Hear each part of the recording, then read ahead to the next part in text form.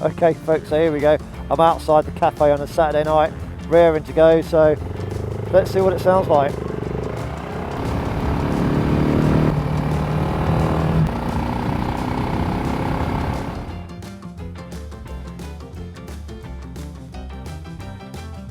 So let's start off with a little bit of a history lesson to do with BSA. If you're not au fait with what BSA stands for, basically BSA stands for Birmingham Small Arms Company Limited, and they were a company that were around many moons ago, and I think back in 1910 they started to manufacture motorcycles, and through their history they've produced motorbikes, cars, weapons of war, rifles, machine guns, to name but a few things. And then in 1956 they actually produced their BSA Gold Star, and I think the code name for that one was DBD 34, and that was a motorbike which produced about 42 horsepower, and I think it was a 499cc engine. And I'll put some pictures up here of the original BSA Gold Star. And through their history then, right through the 50s, they were one of the largest, in fact they were the largest manufacturer of motorcycles on the planet, and they were producing every 1 in 4 of the motorbikes on the planet Earth was a BSA. And then, as we all know, the Japanese came along in the 1970s, and by 1973 BSA together with all the other British manufacturers were left well behind in the technology and the costings department, and basically overnight BSA were no longer. So roll the clock forward a few years, and I think in 2016 a Indian conglomerate company by the name of Miranda, if I pronounce that correctly, came into the frame, and they actually bought the name BSA, and then they got together with their project team and they wanted to design a BSA Gold Star. So they set to work on that. They even went up to the British Motorcycle Museum somewhere in the UK, I believe it might have even been Birmingham, and they looked at the BSA Gold Stars there, and they wanted to make this bike as authentic to the original as they possibly could. So that's what they've done. They cracked on with that, and then they were going to launch the bike, and then we all know what happened back in 2020. Yep, good old COVID, and COVID delayed their launch plans. So this bike was actually launched in the middle of 2022, towards the end of 2022. So I'm a little bit late coming to the party, but this has only just come onto the island where I live and into the local dealer. I think there are 24 dealerships within the UK, and they're hoping to expand that into Europe and North America. So the warranty on this bike is 2 years, and they come in a variety of flavours. They have the green, which is, again, I'll put a picture up here. The green is 6,500, and then you have the red, which is the one I'm on, and then you have a black and a silver one, and they're about 6,800. And then you have the chrome version. Again, I'll put some pickies up here, and that's £7,000 retail, depending on where you live. I rode it yesterday, and the sales rep Tony said, "Take it. You'll just you'll enjoy it, and you'll laugh." And you know what, folks? It certainly brought a smile to my face. So this is the BSA Gold Star 2023, BSA's take on the classic DBD 34, and I've got to say, looking at the two side by side, they've really done a cracking little job. I think it's a lovely looking machine. I've got my Falco boots on, my retro boots, got my jeans on, got my jacket, but I haven't got the open face helmet, and that is all that I'm missing. So slow speed then around town, yeah, absolutely no problems whatsoever. Yeah, it handles really nicely, steers predictably, it's not heavy on the steering, and it just handles very well. It's based on the 1956 classic, the DBD 34, so that was a 499cc, and this one is a 652cc, and it's a built-in collaboration with Rotax. So it's a single cylinder engine with twin spark plugs, and it's double overhead cam, and it produces 45 horsepower with 55 newton meters of torque. And like I said, I rode it yesterday, riding it today, and you know what, it goes pretty well actually. Starting from the front then, so we've got the I believe it's tubeless tyre. We did have a little bit of a chat about that, whether they're tubed or tubeless. I know the tyres are stamped tubeless. Which way are we going to go? Let's go around to the left. So I know the tyres are stamped tubeless. Oh, come on, madam. What are you waiting for? Come on. Road rage, here we come. Stamped tubeless, but it runs on spoked wheels. And, yeah, I wasn't sure whether they were tubed or tubeless tyres as such, whether there's a tube, an inner tube in them. But the head mechanic came out, had a look at them and said, no, they're definitely tubeless tyres. So there you go, they are tubeless tyres. I couldn't find it anywhere else on the big World Wide Web. So I think they're Pirelli Phantom tyres, if I'm not mistaken, and they're sort of a tyre that's designed to fit in with that classic kind of look. And then the mudguards front and rear, well, they're actually plastic, but yeah, maybe just to save manufacturing costs and weight. And then we've got the BSA headlight on the front here, and then in homage to the ammeter that would normally sit here, we have the warning light cluster. So that's sitting there, and as we come back then, we've got the twin reverse sweep needle clocks, and I really like those. Some people have said that the clock angle is slightly too flat. Maybe they could do with being raised up a little bit towards you. I guess that could be the case, but they're okay. Maybe in the Gen 2 they might do that, but again, I don't know what the original Gold Stars clocks were like. And within the clocks themselves, you've got a fuel gauge on the right hand side, and then a odometer on the left hand side. Very small, and with my varifocal glasses on, I could just about read them. The only thing I'd like to see in there would be maybe a clock to let you know what the time was. So that would be something maybe that they could put on there. That would be a nice little touch actually. But you've got an information button on here to scroll through the A and B odometers for your trip meters, etc. Handlebars, obviously any bike you get on, you want to set the adjustment of the handlebars to suit you, whether that be forwards or backwards. So take time to adjust the bike, and that way you get the maximum benefit out of the bike. And then we've got the clutch and brake levers. They're non-adjustable. I've got dinky hands. And then we've got the bar ends, and then the BSA stamped grips, which look really nice, and they feel really good as well actually.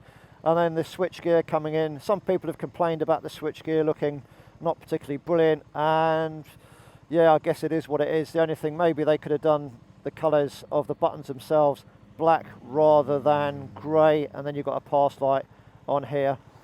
Obviously the engine is Euro 5 compliant, and then we've got the, just stuck on here, a USB-C and USB original connector on there. Okay, it doesn't look very pretty, but it is functional. The forks, you can't adjust them at all. They're, what you get is what you see. And then I think they're 41mm forks, and they've got a Brembo single disc on the front. And then you've got the fuel cap, nice detail on here, 1903 with a picture of the rifles on. Some people have had issues undoing the fuel cap when they're videoing. You can't actually take the fuel cap off one hand, you've got to use two hands. Bit of a technique to it, but yeah, some people have moaned about that. But the pinstriping seems to be okay, and the finish on the tank seems to be fine. Lovely BSA. And then beneath the tank, you've obviously got the radiator, and then beneath the radiator, you've got the catalytic converter. Again, people have made comments about the radiator, but for Euro 5 compliance, there's nowhere else they can put it, is there? So it is what it is. So the actual engine itself then, they've tried to make it as authentic to the original Gold Star as they possibly could. So looking at the detail on the engine, yeah, it looks good with all the air cooling fins and everything. Looks fine. Again, people have said about the stickers on the side. You know what? Yeah, maybe in the version 2 they might do something better with those, and maybe emboss the BSA into the side casings or something. But I think as a first effort, I think it looks pretty good. So no complaints from me in relation to that. And then coming up then, we've got the mirrors. They do vibrate a little bit. I'd like to see them a little bit bigger maybe. They kind of do the job. And some people have complained that they get in the way of their arms, but I'm just wondering whether they had them angled on the handlebars properly, properly adjusted. So when you get on the bike, rather than slate it, just make sure everything is adjusted properly. So the seat itself, it's a bench seat, and like I said, I've been riding this bike for a couple of days. I'm only 82 kilos, which is about 12.5 stone. It looks really nicely padded, but after a couple of hours the weight sinks into the foam, and then you can almost feel like the baseboard underneath it. So I reckon after a couple of hours you might want to have a bit of a coffee break and a bum cheek massage. Again, there might be something that's going to come onto the market to give you maybe a denser foam filling for the seat. I think all the lights are LED other than the headlight, which is a halogen headlight. And then on the back, just to finish it all off, it's a chain drive on the right hand side, and then you've got the exhaust on the right hand side as well. And what else is there? Side stand. You get a side stand with no center stand, so you just have to lean the bike over, I guess, to adjust stroke oil the chain. It's a 5-speed gearbox, so it's not 6-speed, it's 1 down and 4 up. So obviously YouTube is the font of all knowledge, and whatever is on YouTube is true. And there's a couple of things that I've picked up on when I was doing my YouTube research for this test ride, and a couple of things there. There was one guy in particular absolutely slated the bike, and I don't know why actually. Clearly he doesn't like it. A couple of things he was just saying, it was, you know, the build quality wasn't very good. I'm going to disagree with that and say it's fine. I think that whoever's got one of these bikes will actually keep it in the garage, ACF 50 it, and keep it under a dust sheet, because it really is a classic looking bike, made in 2023, and it's a really good copy of the 1956 original. So I don't think many people are going to leave them out in the rain. Well, that's my take on it anyway. So yeah, he moaned about the finish. He moaned about the fact that his right hand leg, if I can get a shot down here, the foot was actually resting against the exhaust. Well, I've been and causing a burn mark on the exhaust. Well, I've been riding this bike now for the last couple of days, and I've got to say, no, I haven't got anywhere near that, but I've only got size 9 feet. So maybe he might have a point there. But again, anybody that's got one of these bikes has had any issues, put them in the comment section down below, folks, so that the boys and girls who are thinking about buying one of these bikes get to know the full story. And if there's any of the BSA crew are reading it, then they can see what the moans are from the people that have got the bike. Let's put the visor up. Let's talk about the engine then. So that 652cc single cylinder engine, it's got plenty of character. The gearbox is not the smoothest in the world, but it's perfectly adequate. It's fine. And what you will notice is that, and it's happened to me once already actually, is that if you're in first gear and you don't give it enough revs, there is a chance that you may stall the bike. Right, oh, that's good. I stalled it. But I think that happens with most single cylinders.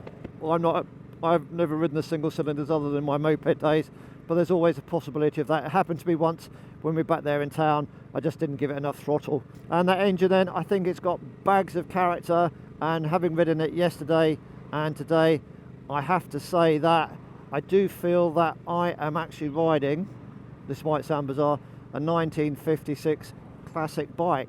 So with that in mind, I think the design team have absolutely hit the nail on the head. It just brings a lovely little smile to your face. Thank goodness for that, folks. We're now out of the 30 mile an hour speed limits, and we're out of anywhere where there's slow moving traffic. So that Rotax engine then, there's not much happening beneath 2,000 revs, and you really got to get it above 2,500 revs to get any oomph out of it.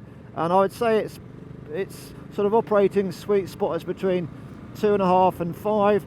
On the rev counter itself, again, people have commented on it. You've got no idea of knowing where the rev limiter is, and this bike has been running, so I'm not going to get it up there, as the actress said to the bishop. But it's at 7,000 revs, and it's a shame they haven't put even just a red in 7 would be quite nice, just so that you know. One particular chap said that he couldn't overtake anything on it. Well, that's an absolute load of capital letters BS. Riding this yesterday, no problems overtaking anything. So I have no idea what he was talking about. Yeah, maybe he just doesn't like the bike, end of. And in relation to the handling, let's talk about the handling. Well, it is a little bit twitchy is what I'm going to say. And if that's what the classic back in 1956 was like, then this has certainly got it. You can just feel it twitching a little bit, sort of flexing under your bottom. But you know what? Let's hustle it through here. Wants to go. It's no slouch.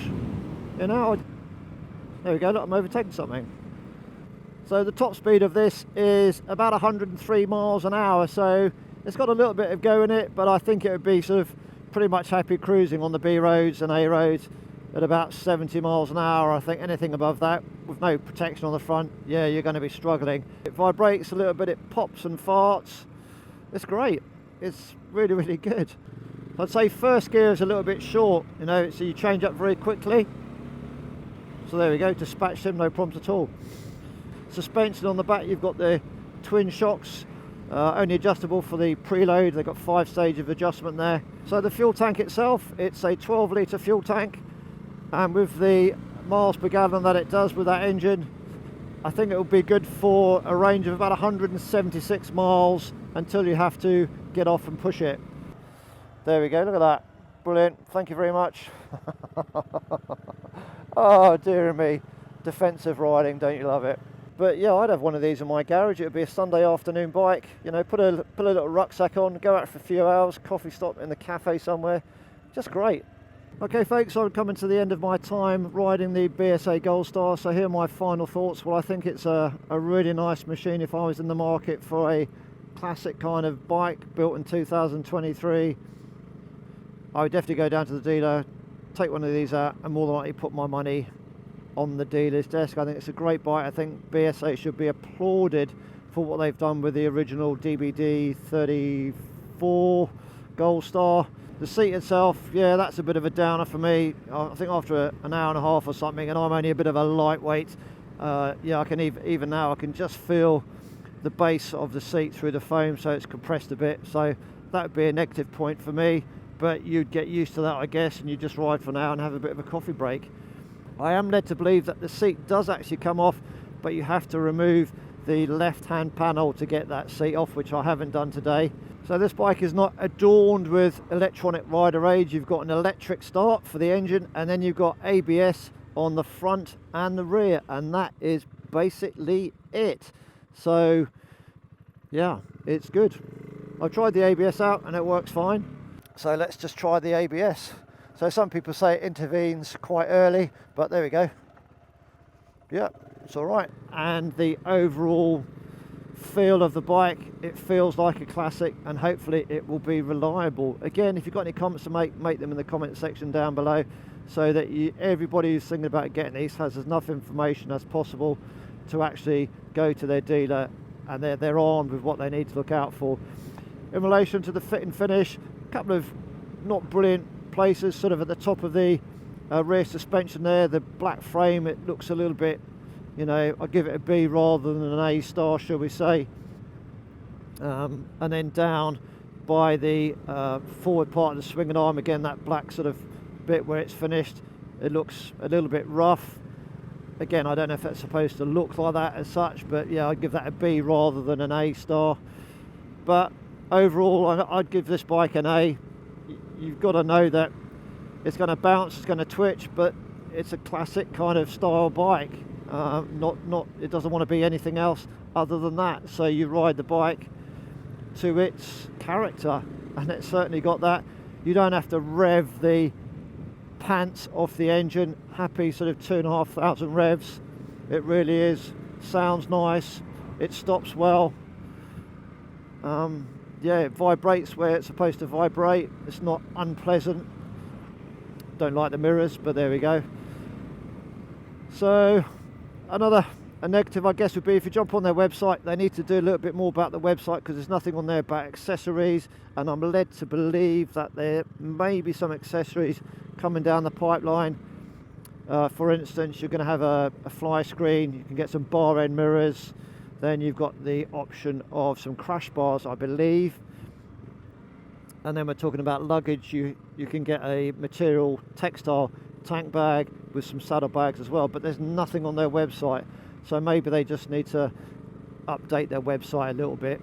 And the only thing I need is a pair of those white motorcycle socks tucked over a a pair of black motorcycle boots, a bell staff jacket, an open face helmet, a scarf and some goggles, and I would be a classic rider on a classic bike.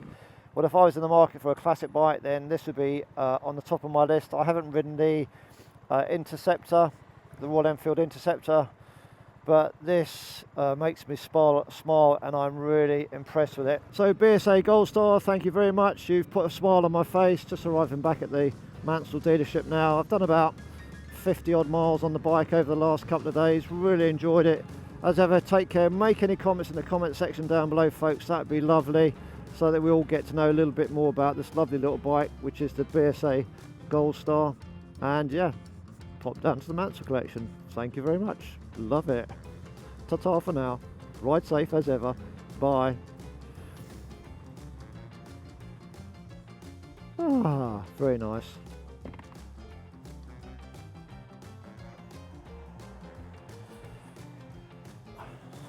Oh, and the only thing I didn't say is when you put the bike on the stand, it does lean over quite a bit, so something to be wary about as well. Anyway, that's enough for me. Take the key out and give the key back to Darren with one R, or Tony, whoever's in there. And there's the other bikes as well. Very nice. That'd be the black one, green one.